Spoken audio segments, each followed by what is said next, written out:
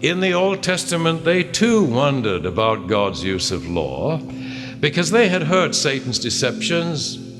Satan had misinterpreted God's use of law as arbitrariness on God's part, as his being exacting, vengeful, unforgiving, and severe. 1/3 agreed with him. 2/3 stayed loyal, but they wondered. And in the quotations, I must get to you. I won't take time since it's this late.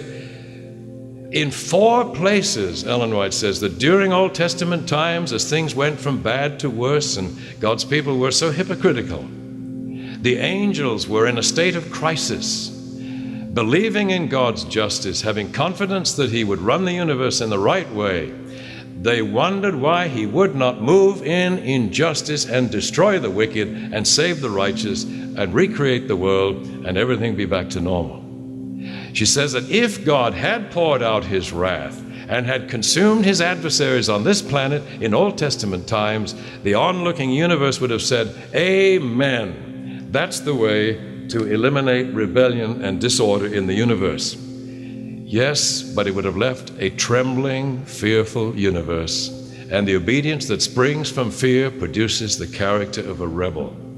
All heaven watched the movements of God with intense interest, as Satan seemed to have taken control of the world.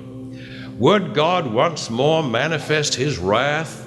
Would he destroy the world by fire? The angels thought that the time had come to strike the blow of justice, when lo, to their wondering vision was unveiled the plan of salvation. And 4 times she describes that. And the angels got the message at the cross, and we'll touch on that tomorrow. And they are now God's, not his trembling servants, they are his trusting friends. They do what's right because it is right. They have awesome reverence for God, but they're not afraid. And they would love it for us to get the same picture.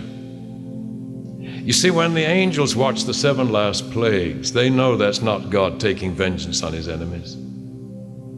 There's no more hope for winning anyone. Why would he pour out torment on people? That's pure torture.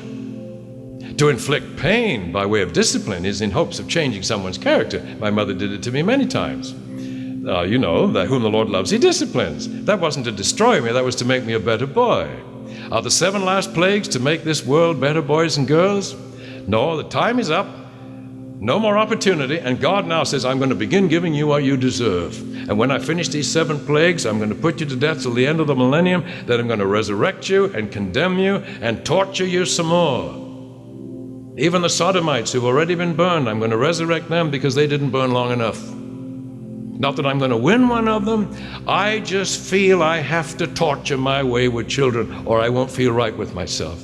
And I wouldn't feel right with him either. I honestly would not want to live with a God like that.